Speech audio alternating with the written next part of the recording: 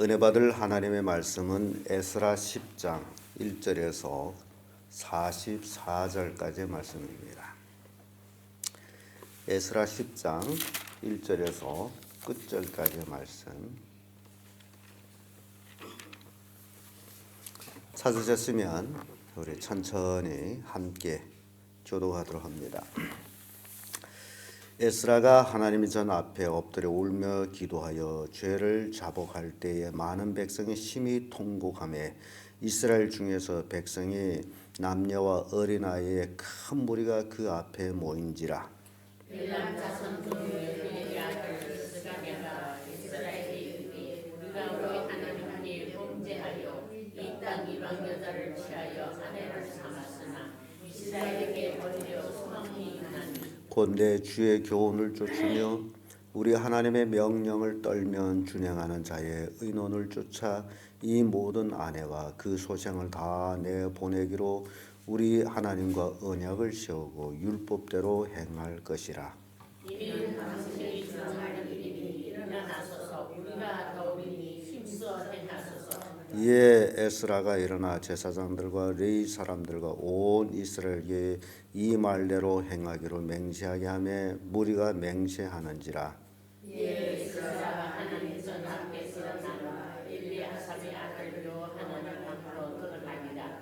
저가 나가서 사로잡혔던 자의 죄를 근심하여 더욱더 먹지 아니하며 물도 마시지 아니하더니 유다와 예루살렘에 사로잡혔던 자의 자손들에게 공포하기를 너희는 예루살렘으로 모이라. 누구든지 방백들과 장로들이 근심했던 자 사길에 보지 아니하면 그 재산을 정벌하고 사로잡혔던 자에 대해서 쫓아내자. 유다와 베냐민 모든 사람이 3일 내에 예루살렘에 모이니 때는 9월 20일이라. 무리가 하나님 전 앞에 광장에 앉아서 이 일과 큰 비로 인하여 떨더니 제사장 이스라엘가 들어서서 저희에게 이르되 너희가 범죄하여 이방 여자로 아내를 삼아 이스라엘 죄를 나가게 하였으니 이제 너희 열조의 하나님 앞에서 죄를 자복하고 그 뜻대로 행하여 이 땅 족속들과 이방 여인을 끊어버리라. 해보리가 큰 소리로 대답하여 가로되 당신이 말씀대로 우리가 방향히 나갈 것이니라. 그러나 백성이 많고 또 큰 비가 내리는 때니 능히 밖에 서지 못할 것이요 우리가 이 일로 크게 범죄하였은즉 하루 이틀에 할 일이 아니오니 이제 어머니를 위하여 우리 방백들을 세우고 우리 모든 성읍의 이방 여자의 장가는 자는 다 하나님 원성 장로들과 재판장과 함께 오게 하여 우리 하나님의 일을 인하여 지금과 우리에게 떠나게 하소서. 오직 하사엘의 아들 요나단과 빈과의 아들 야스야가 일어나 그 일을 반대하고 무슬람과 레위 사람 삽부대가 저희를 돕더라. 사사는 하나님이 그대로 왕지라 제사장 이스라엘과 그 종족을 따라 이 지민된 족장 몇 사람을 위임하고 10월 초 안에 앉아 그 일을 조사하여 정월 초알에 이르러 이방 여인을 취한 자의 일을 조사하기를 마치니라. 제사장이 이방 여인을 취한 자는 여섯 자손 중 요사닥의 아들과 그 형제 마아세야와 엘리에셀과 야스가 다니리아라. 저희가 다 손을 잡아 맹세하여 그 아내를 내보내기로 하고 또 그 죄를 인하여 수양 하나를 속건제로 드리며 또 내 자손 중에는 하나님과 스라야여 하림 자손 중에는 마아세야와 엘리야와 스마야와 여히렐과 우시야요 아사셀 자손 중에는 여레냐와 마아세야와 스마엘과 미라넬과 야사박과 예비사였더라. 레이 사람 중에는 여사박과 시므이와 글라야라 하는 글리다와 부다히야와 유다와 엘리에셀이었더라. 노래하는 자 중에는 엘리야스이요 무리비 중에는 살문과 벨레가 후이었더라. 이스라엘 중에는 바로스의 자손 중에 라마와 이시야와 말기야와 미야민과 에르아살과 말기야와 분야야요 벨람 자손 중 마타냐와 스가랴와 이히엘과 아비가 예라박과 엘리 사두 자손 중 엘료에나와 엘리아삽과 마따냐와 여라목과 사박과 아시사요. 레위의 족속 중에는 여호와 하나님과 하나냐와 사바와 아들레요. 바니 자손 중 무술람과 말룩과 아다야와 야숲과 스알과 여레못이요. 아함과 자손 중에는 하나와 블레과 두나야와 마세야와 마디냐와 무살레와 눈이와 문하세요. 하림 자손 중에 엘리에셀과 이시야와 말게야와 스마야와 시므온과 에나함과 말룩과 스마야요. 하숨 자손 중에 마뜨네와 마따다와 사막과 엘리벨과 예레미와 문하세와 시므요. 아니 자손 중 마네와 아브람과 우엘과 분하야와 베드야와 글루히야와 와냐와 물과 제리아식과 마따냐와 마뜨네와 야수와 아니와 민원과 심리와 셀레미야와 나단과 아다야와 망단구레와 사세와 사레와 아살렐과 셀레미야와 스마랴와 사름과 아마레와 요셉이요. 느보 자손 중에 여히엘과 마띠디야와 사밧과 스비네와 또와 요엘과 분야야더라. 이상은 모든 이방인을 취한 자라 그 중에 자녀를 낳은 여인도 있었다. 아멘. 네, 이 말씀으로 잘못된 결혼을 정리 이런 제목으로 말씀 나누겠습니다. 에스라는 이스라엘 백성 중에 이방인과 결혼한 일을 듣고 하나님 앞에 옷을 찢고 울며 회개의 기도를 합니다. 하나님의 명령을 떨며 섬기는 에스라의 모습을 본 온 이스라엘 백성들이 이제 통곡하며 하나님 앞에 에스라 앞에 남녀노소가 다 모입니다. 에스라 앞에 모여서 에스라의 가르침을 준행하기로 다짐을 하고 있습니다. 굉장히 슬픈 일이 아닐 수가 없습니다. 결혼은 좋아서 했는데 그것을 시정한다는 것 쉬운 일이 아닙니다. 결혼해서 아이를 낳은 여인들 내보내야 된다는 것 그것 자체가 비극입니다. 그래서 여기에서 우리에게 주는 교훈은 잘못된 선택은 전반이 비극이다라는 것을 보여줍니다. 우리는 매일매일 하나님 안에서 행복하게 살아야 되는데 나의 잘못으로 인해서 다른 사람에게 피해를 주고 있다라는 겁니다. 이 이스라엘 백성들이 포로 70년 생활 중에서 하나님에 대해서 해이해지고 율법을 잃어버리고 그래서 이방 여인과 통혼을 했는데 여기서 살펴보면 참 이스라엘 범죄로 인해서 이방 사람들도 어려움을 당하게 되는 모습을 봅니다. 그 여인들이 이스라엘 남자들과 결혼해서 생활을 하다가 아이까지 낳는데 이게 뭔 봉변이냐 하는 겁니다. 이 여인들을 어떻게 해야죠?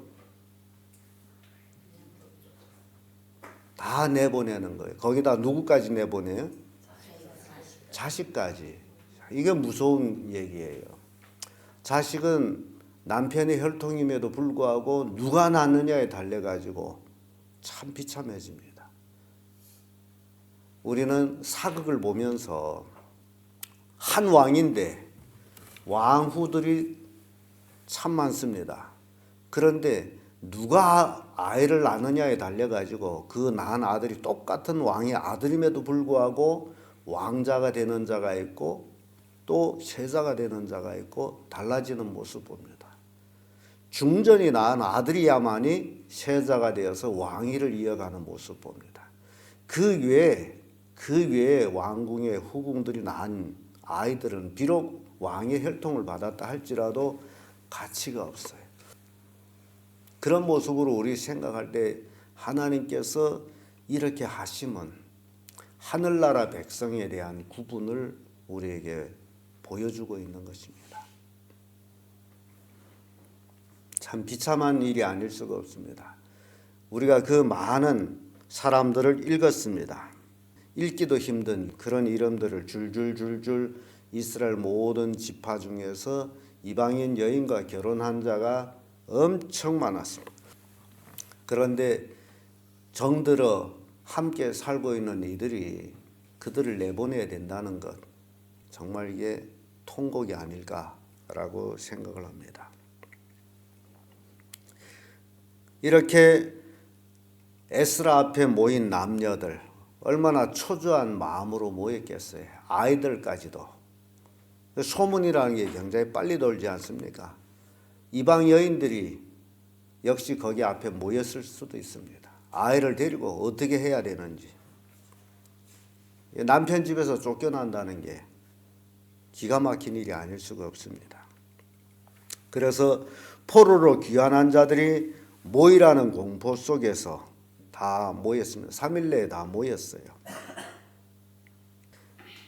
이스라엘이 범죄로 인해서 바벨론 포로 70년 생활하는 중에 죄에 죄를 더했다라는 겁니다. 그게 이방인과의 통혼이에요. 불신자와의 결혼입니다. 이걸 죄로 규정하고 있습니다. 그래서 이들은 조상의 하나님 앞에서 죄를 자복하며 이방 여인을 끊으려고 작심을 합니다. 이스라엘 백성들 참 나쁘죠. 지들이 좋아서 결혼해놓고서는 이제 지들이 벌을 받는다고 지금 다 이제 내보내야 되는. 이래서 율법적으로는 굉장히 냉철합니다. 그리고 온 이스라엘 백성들이 에스라를 통한 그 말씀대로 하기로 다짐을 합니다. 이 일이 9월 21일에 대회를 열어서 10월 초에 도대체 누가 이방인과 결혼했나 조사하기를 시작해서 10월, 11월, 12월 석 달이 되죠. 석 달 기간의 조사를 끝냈습니다. 그 다음에 정월 1일에 모든 것이 필요했어요. 조사가 끝났어요. 그런데 거기에서 우리가 주목할 것은 예수와 1차 귀환 때 굉장히 앞장서서 성전 건축과 성벽 건축에 힘을 썼던 그의 자손들 중에도 이방인 여인과 결혼한 자들이 참 많았다. 이렇게 결혼한 자들을 이제 조사를 하는데 쭉 18절에서 44절까지 쭉 이방 여인과 결혼한 사람들이 이제 조사된 그 이름들이 나열되고 있습니다. 이들은 어떻게 해야 됩니까? 아무리 사랑했을지라도 어떻게 해야죠? 내보내야 됩니다. 어때요? 쓸쓸하죠? 어떻게 생각합니까? 여러분들이라면 어떻게 할 거예요? 어떻게 할 것 같아요? 순종할 것 같아요? 못할 것 같아요?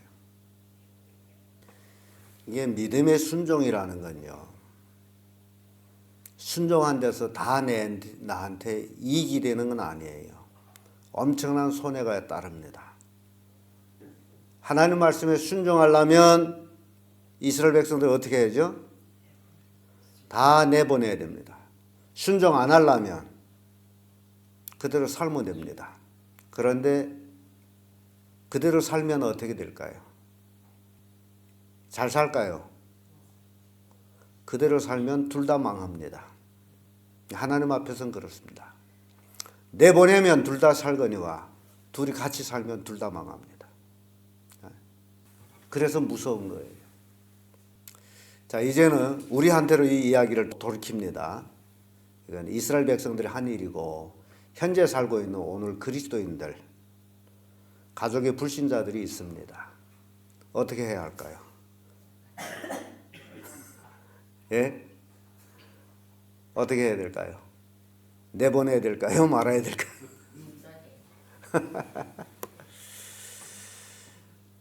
심각합니다. 근데 신약 성경에는요, 불신자 아내와 남편에 대해서는 이렇게 말합니다. 너의 착한 행실로 그들을 구원하라고. 구원 못하면 어쩔까요?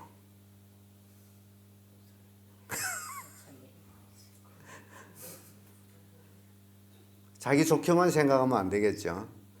착한 행실로 구원하라 했는데 구원 못한다면 내보내야 되겠죠. 이게 우리 선택입니다. 왜 이런 선택을 해야 되느냐? 이 땅에서 구원 못할 자는 천국에 가지를 못합니다. 천국에 가지 못할 자와 내가 끌안고 살아봤자 아무 의미가 없다는 거예요. 그건 단지 육신을 위할 것뿐이라는 거죠. 이스라엘 백성들이 이방 여인을 내보내는 게 바로 그겁니다. 신약 시대라면 그들을 복음으로 변화시켜서 구원을 하겠지만은 그러나 율법 시대는 그것이 아니에요. 그래서 그들은 내보내야만 했습니다. 왜냐하면 왜 그들을 내보내야만 했느냐? 그들은 이방신을 섬기는 자들이기 때문에. 이방 여인들은 이방신을 섬기는 자들이에요. 이방신을 섬기기 때문에 같이 삶으로 인해 가지고 이스라엘 백성들로 자기 가족들로 자기 남편, 자기 자식을 다 이방신을 섬기는 자를 만들어요. 그래서 내보내지 아니하면 이스라엘 아들들은 다 망합니다. 그래서 내보내는 거예요. 살기 위해서 내보내는 거예요. 그래서 이방 신하고 하나님의 신은 같이 할 수가 없습니다. 가족에서도 마찬가지예요. 아내나 남편의 착한 행실로 그들이 예수 그리스도를 믿는다면 참 좋은 일이지만은 그렇지 못하다면 같이 살 이유가 없다 그 얘기예요. 왜냐하면 우리의 종착점이 다른데 불신자는 지옥이고 믿는 자는 천국인데 어찌 함께 할 수 있느냐? 지옥과 천국이 함께 할 수 있습니까? 늘 가족에서 뭐가 일어날까요? 마찰이 일어나요. 그래서 제가 오늘 찬송을 3개 부른 것도 다 우리의 신앙과 관련된 찬송을 부른 거예요. 주의 말씀을 듣고 행하는 자는 반석 위에 세운 집 같고 그렇지 않은 자는 모래 위에 세운 집과 같다. 그리고 천국에 들어가려면 싸워야 된다. 그리고 마귀들과 싸워야 된다. 마귀는 보이지 않습니다. 보입니까? 마귀가? 안 보여요. 근데 마귀는 사람을 통해서 역사합니다. 불신자 가족이 마귀에게 지배를 받아가지고 신앙과 충돌이 이루어집니다. 그래서 참 믿음으로 하나 된다는 게 얼마나 중요한지 몰라요. 천국 간다라는 게 정말 어렵습니다. 그 어려운 길, 협력자가 없이 반대자만 앞에 가득하다면 내 신앙을 지킬 수 있겠느냐. 근데 오늘날 많은 사람들이 세속에 물들어 가지고 이 정도는 괜찮겠지 하면서 살아갑니다. 하나님의 말씀에 대한 순종보다는 자기 인간적인 생각과 정욕으로 모든 것을 처리하고 있습니다. 그래서 하나님의 진노의 활을 벗어나지를 못하고 있어요. 우리는 에스라를 통해서 이런 무서운 결과를 보게 됩니다.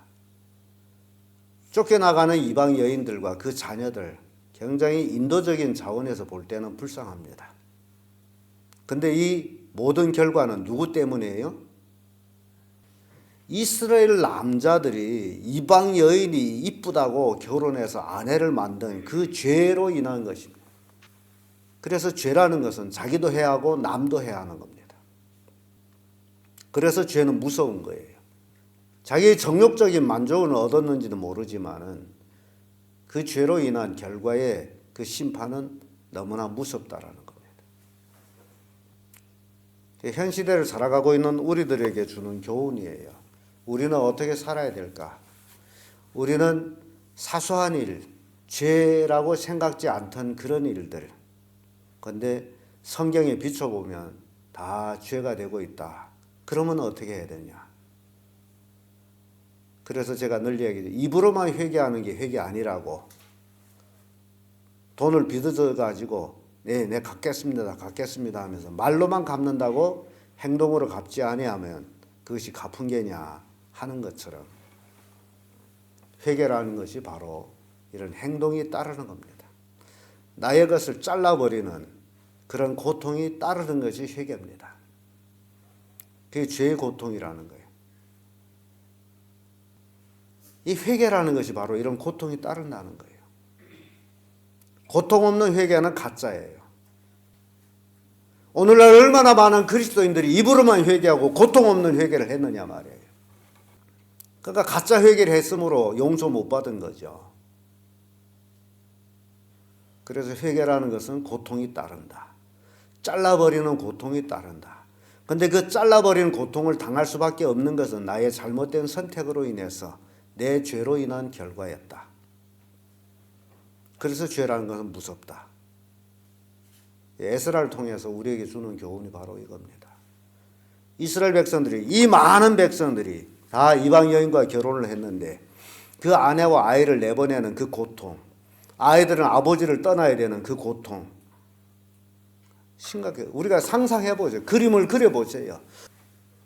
울음소리가 얼마나 컸겠느냐. 그럼에도 불구하고 안 하면 안 되기 때문에, 그걸 안 하면 이스라엘 포로로 귀환된 무리에서 쫓아내겠다 그러는 거예요. 그래, 네 이방 여인과 같이 살아. 그럼 너는 이스라엘 백성 아니야. 나가. 가족 전체를 쫓아버리겠다. 그래서 선택해야 되는 거예요. 이스라엘 무리에 있을 거냐? 이스라엘 무리에서 쫓겨날 거냐? 아마 무리에서 쫓겨난 자들도 없지 않아 있지 않았을까 생각합니다.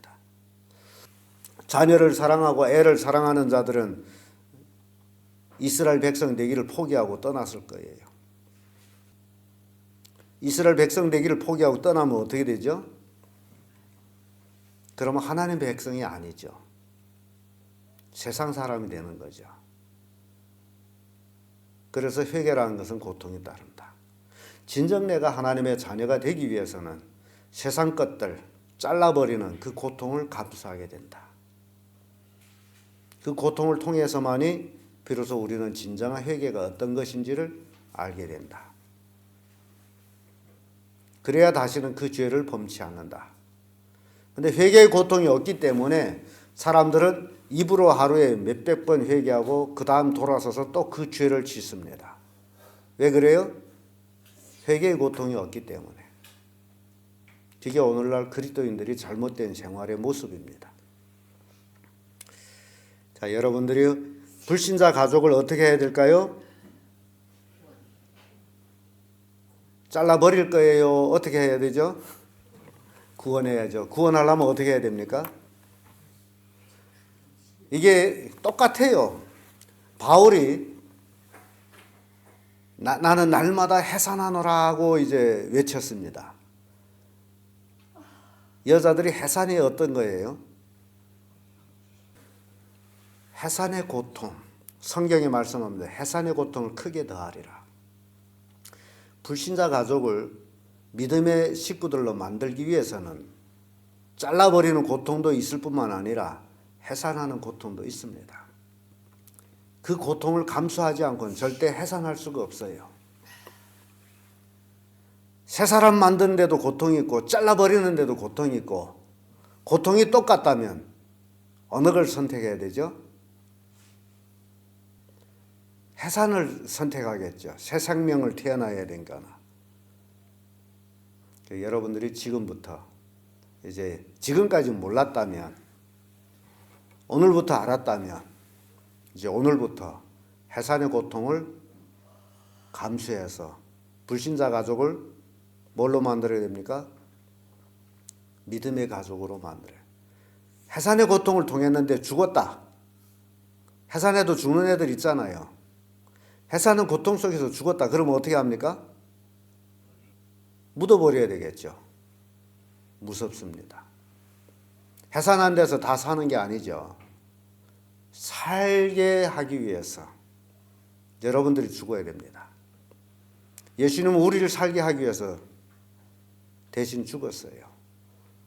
정말 불신자 가족을 사랑한다면 그들을 새 생명으로 태어나기 위해서 우리가 죽어야 됩니다. 그 길 외에는 있다 없다? 없습니다. 그렇지 않다면 내보내야 됩니다. 이게 에스라를 통해서 잘못된 결혼을 정리하는 모습을 우리에게 보여주는 거예요. 우리에게 교훈을 주는 겁니다. 오늘 현 시대에 복음적으로 은혜 안에 살고 있는 그리스도인들이 어떻게 살아야 될지를 교훈하고 있습니다. 오늘 우리는 무거운 말씀을 받았어요. 그렇게 안 하면 하나님의 진노가 임한다라고 합니다. 이렇게 해도 고통이요, 저렇게 해도 고통이요. 고통은 똑같습니다.